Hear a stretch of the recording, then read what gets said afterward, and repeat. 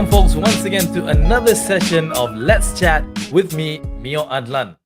Now, let's talk about investments or multiple ways that you could invest to try to make money. Yes, granted, in this day and age right now, especially in this testing times, you want to try as many ways as possible for you to be able to, multiply or to make more money apart from your normal income that you get. Yes, you can think about gold. Yes, you can think about stocks. But what about cryptocurrency?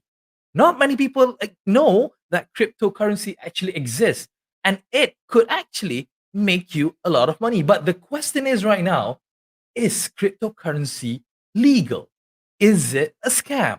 And to discuss more about today's topic, I have with me a very good friend of mine who's going to be talking about what cryptocurrency really is. Ladies and gents, may I invite to you Mr. Simon Pang. How are you, Simon? Hey, Meor, thanks for having me. Thank you for coming down. Now, as mentioned on top of the show, cryptocurrency. Not a lot of people really understand what it is when it comes to cryptocurrency. Maybe in layman's term, you can actually, explain to our viewers what actually is cryptocurrency. Go. Cryptocurrency is actually virtual currency, or some we call it as digital currency, and it is secured by this thing called cryptography. So it is a secured way, it's secured currency or asset, as we say, call it. Okay, when you talk about currency, it is as simple as Malaysian ringgit. It is as simple as British pounds or US or American dollars. It is as it seems, or it's something else? Well, okay, there's a few ways on how you actually look at cryptocurrency, right? Some people defines cryptocurrency as a digital asset. So digital asset meaning to say, if I have an apple, a virtual apple, and you have an orange, and we can trade with each other. So we are actually exchanging assets. Some of it, some people define cryptocurrency also as a as a form of digital payment. So meaning to say that if you were to compare with digital currency with fiat, it lives on two different worlds. One is paper money, which is controlled by central banks and governments, and one is digital assets or digital currencies, which is controlled by is a decentralized way of control that no one really owns it because it's decentralized. Yeah, hence why. I mean, like you mentioned that no one actually owns it, because when you talk about cash, when you talk about proper currency that we normally know, your ringgits, your pounds, your American dollars and everything, it is always governed by a central bank or a certain bank from that particular country. But when it comes to crypto, it doesn't really belong anywhere, but it does carry value. And the value is not really small, isn't it? It's quite huge for one Bitcoin. Of course. So let's say, for example, today one Bitcoin is it has gone up to the high of $12,000 for one Bitcoin. Okay, when it first started in 2009, it was less than a cent. Right. The main reason why the price starts to increase, or there is actually a price, is purely because of the adoption. People start using it and start to recognize it as a form of currency. So, for example, if I wanted to pay somebody in US, right, instead of me going to the bank and relying on the bank to transfer my ringgit Malaysia to US dollars, then transfer all the way to US, which may take days, all right, I can actually just use Bitcoin and send it over to you, and within less than a few minutes, you'll already be able to receive this so-called currency. And from there, because there is already an exchange, we literally know what the value is of that time, and you can just cash out and get the equivalent of the cash that you want. Now, my next question to you, as you mentioned, this has been around since 2009, as you mentioned, when it was less than a cent. Yes, 2009.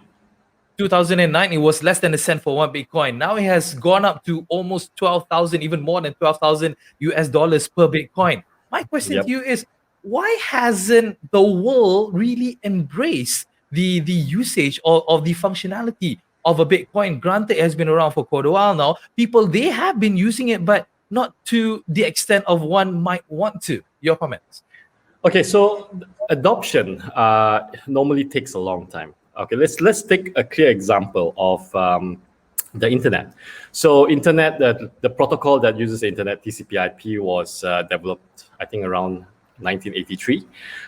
And then that was the start of internet, where people are able to share their servers and people were able to go to a website, to the BBC boards and all that.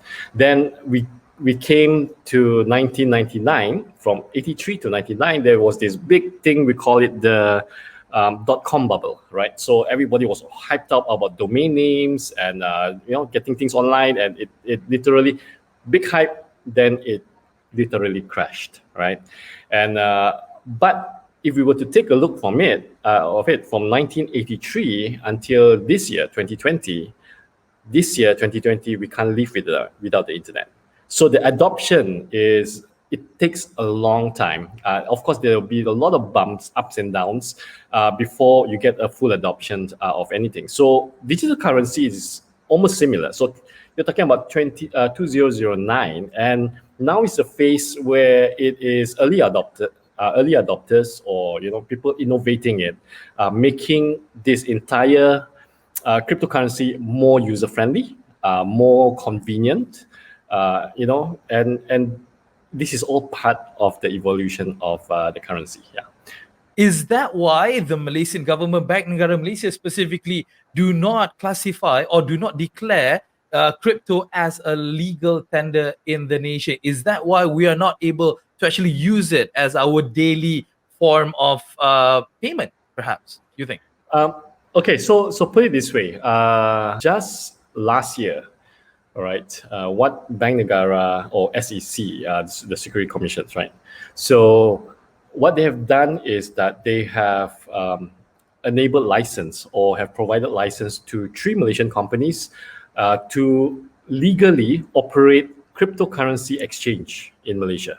So even though it's not a considerably legal tender yet for businesses to onboard, say I want to accept payment in Bitcoin or in Ethereum or any type of cryptocurrency, it's not stated as a legal tender yet. However, I think it will be just about time before we actually get there.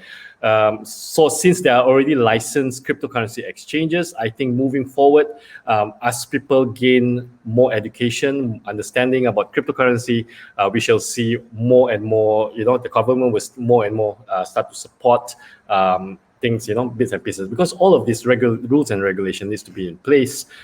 Because imagine if an accountant, every year you're declaring your accounts, how do you calculate Bitcoin as part of your accounts? Do you take the price of Bitcoin today or Bitcoin yesterday or the last week or the week before, because the price keeps on fluctuate? So there's a lot of complications down there, but I think we'll get there very soon. How will you be able to regulate this? I mean, like, to your own opinion, how can a country, or even, how are we able to practice the fact that it is never at a single value?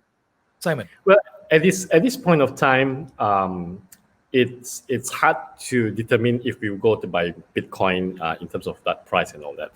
But if we were to take a look on the cryptocurrency or the decentralized world, there is already a form of stable coins. We call it stable coins. So things like USDT, USD Tether, they call it, is literally pegged to the dollar. So 1 USDT is $1. There's also this other thing called the DAI, DAI, all right? So 1 DAI is also $1. So there are several stable coins, as we call it, which is already making its way into the crypto world. And I would guess that could be one of the ways where people will use it as a more stable way to do payments.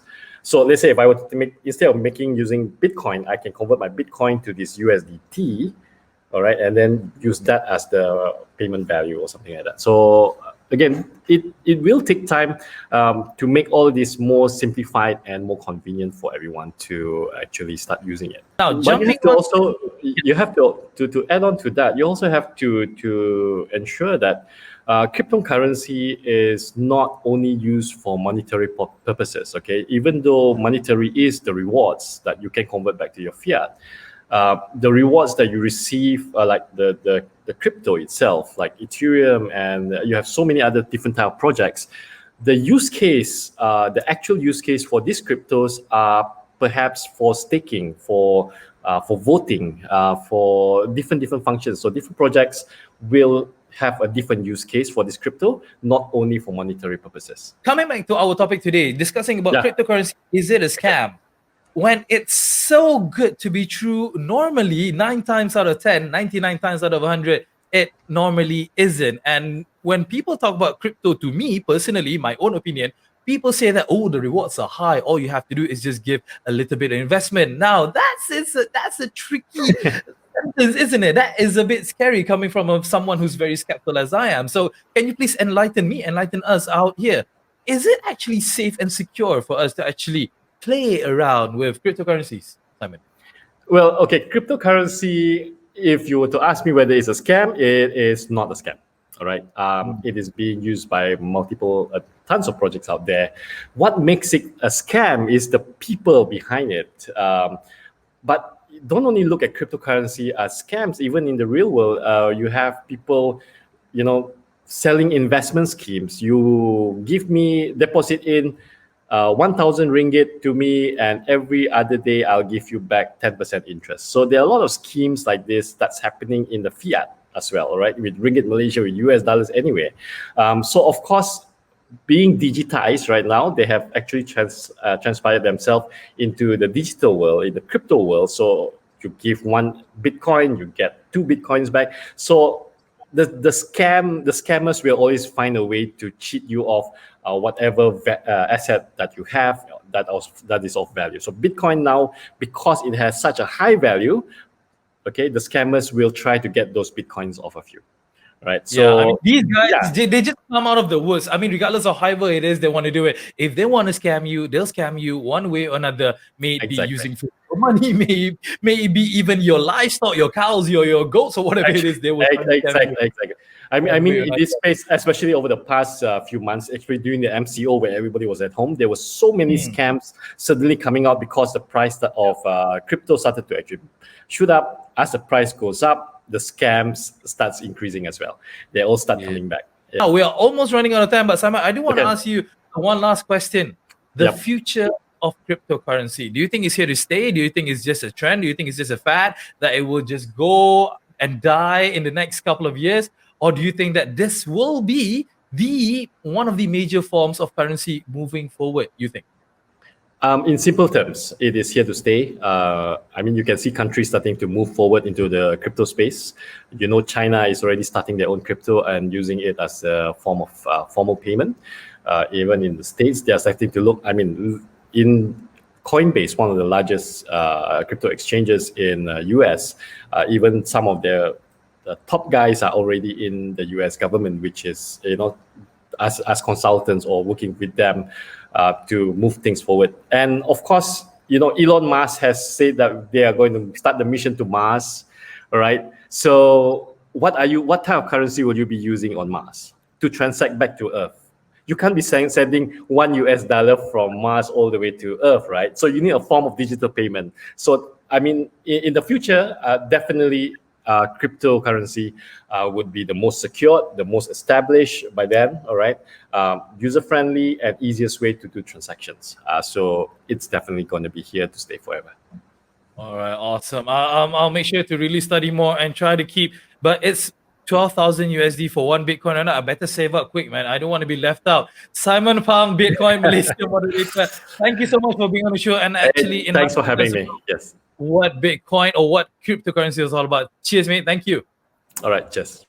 All right, so that was Simon Pang there from Bitcoin Malaysia moderator talking to us about cryptocurrency and whether it's here to stay, whether it is a scam or not, and perhaps we may not need any other currencies, guys, moving forward. Who knows? That's all for now from me, folks. Thank you so much for staying on and enjoying this episode. Hope you guys enjoyed it as well. So we hope to see you again on our next one. Take care now.